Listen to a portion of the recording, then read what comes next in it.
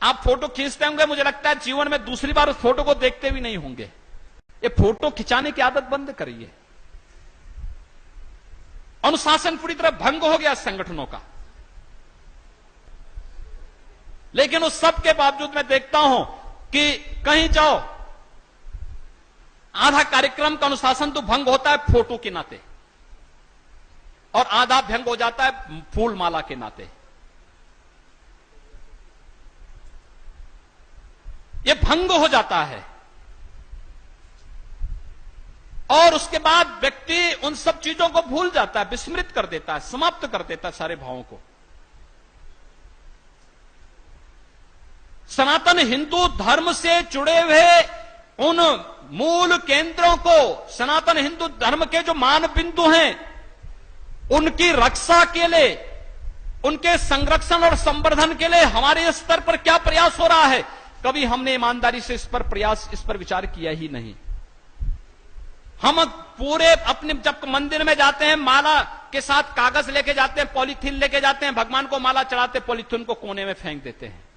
क्या हमारा दायित्व तो नहीं कि अगर हमने भगवान को माला पहनाई है तो उस पॉलीथीन को या वो कागज को या उसके साथ जो भी आया है, जिसमें आप सामान लेके आए हैं, उसको कूड़ेदान में हम फेंक दें? हम लोग नहीं करते। सफाई नहीं करेंगे, जूता चप्पल लेकर के पहन करके चले जाएंगे। अगर कोई मंदिर का पुजारी टोकेगा नहीं तो हम भगवान के गर्भगृह तक जूते चप्पल लेके चले जाएंगे। किस मान बिंदुओं की बात कर रहे हैं? किस गौ माता की आप बात कर रहे हैं?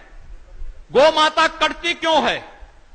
जिस दिन भारत का 100 करोड़ हिंदू चालेगा, उस दिन गौ माता कटने की बात तो दूर, उस दिन गौ माता के कोई अपमान भी नहीं कर सकता। लेकिन सड़कों पर चरने वाली गाय, सड़कों पर लावारिस जो गौ माता है, वह भी किसी हिंदू ने छोड़ी है, किसी गैर हिंदू ने नहीं छोड़ी है। और याद करिए, संकल्प करिए, पहले हिंदुओं का एहसास कराइए, यह मां है।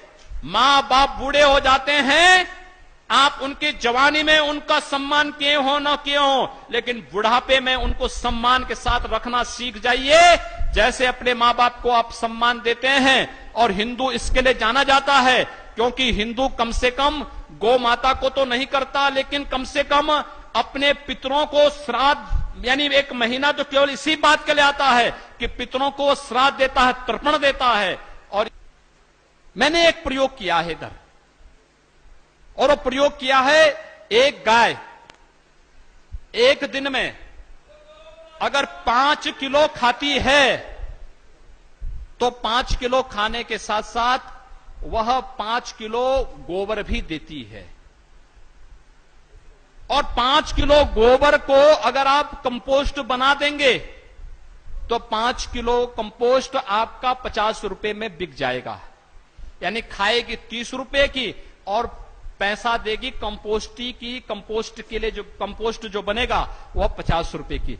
एक गाय, वो बूढ़ी से बूढ़ी गाय भी है तो भी वह दूध नहीं भी दे रही है तो भी वह गाय आपको 50 रुपए प्रतिदिन देने की क्षमता रखती है। लेकिन इस अर्थशास्त्र को जब हम सेवा भाव से लेंगे तब होगा। दूध तो अलग है, बछड़ा अलग है, गौमूत्र से बनने वाली औषधियों के गुण अलग हैं, और गौ सेवा का प्रभाव अलग है।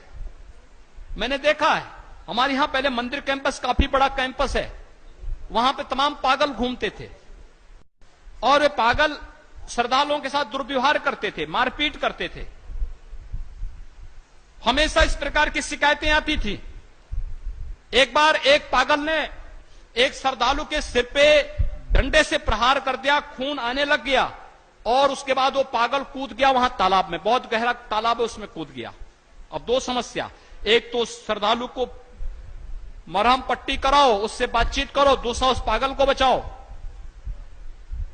उसके बाद मुझे लगा कि अब इन पागलों को यहां से उठा करके पागल खाने भेजेंगे। लेकिन जब मैंने उन सबको पकड़ा, 8-10 थे, तो मेरे मन में आया, मैंने कहा इनको मार के करेंगे क्या, क्योंकि मानसिक संतुलन तो इन सबका खराब है। तो मैंने उन लोगों से कहा, मैंने कहा भी देखो, तुम्हें हम लोग यहां पे गौ सेवा के लिए लगाएंगे। और मैंने गौशाला के एक कर्मचारी की ड्यूटी लगाई कि भाई देखो, इन लोगों को समय पे भोजन, समय पे दूध सब मिल जाया करे। आप आश्चर्य करेंगे कि उसमें से अधिकतर लोग ठीक हो गए, बिल्कुल ठीक हो गए। 6 महीने के अंदर बिल्कुल जैसे सामान्य मनुष्य की तरह हो गए। उसमें से अधिकतर लोग चले गए और एक पागल तो ऐसा था, उसमें 2-3 ऐसे जो साधु बन चुके हैं अच्छे अच्छे। एक मथुरा में रह रहा है, एक गोरखपुर में ही रह रहा है, एक मंदिर में, और भी कई जगह हैं। साथ साथ एक तो ऐसा ही पागल था, जब मैंने उसको शुरू दिन कहा कि गो सेवा करने के लिए तुम कोई एक काम ले लो, तो वह कहा कि नहीं, मैं ये काम नहीं करूंगा, मुझसे लड़ने के लिए आ गया। मैंने उसको छोड़ दिया, मैंने कहा जाने दीजिए। मैंने कहा जाओ मंदिर में पूजा कर लिया करो, कभी कभी चले जाए करो। वो गया और उठता जो है वहां पर जैसे नमाज पढ़ते हैं ऐसा करने लग गया। मैंने कहा यार कहां से आ गया, मेरे लिए सिरदर्द हो गया था। तो उसको ठीक करने में 1 सप्ताह हमें लगा, उसको प्रशिक्षित करने में। अंत में गौ सेवा करने लग गया। गौ सेवा करते करते ऐसी स्थिति पैदा हुई कि एक दिन वो आया, उसने कहा मुझे कपड़ा बनाइए। तो मैंने मंदिर के एक मैनेजर से कहा, मैंने कहा भी जाओ इसके लिए कपड़ा मंगा देना। तो गया, सामान्यतः वाकई भाई आश्रम में रह रहा है, कुर्ता चाहिए होगा। तो गया दुकान में, उसने कहा नहीं धोती कुर्ता नहीं लूंगा मैं, मुझे तो पाजामा और कुर्ता बनाना है।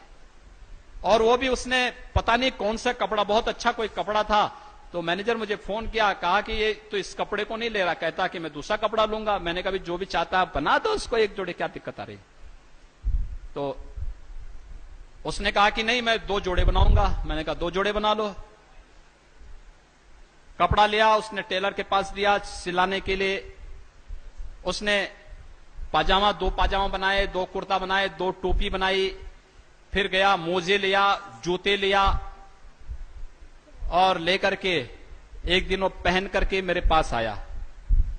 और पहन करके मेरे पास आया, उसने कहा कि मुझे 2 सुरक्षा गार्ड दीजिए, गाड़ी दीजिए। मैंने कहा क्या करना है? कहा कि मैं चुनाव लड़ने जा रहा हूं।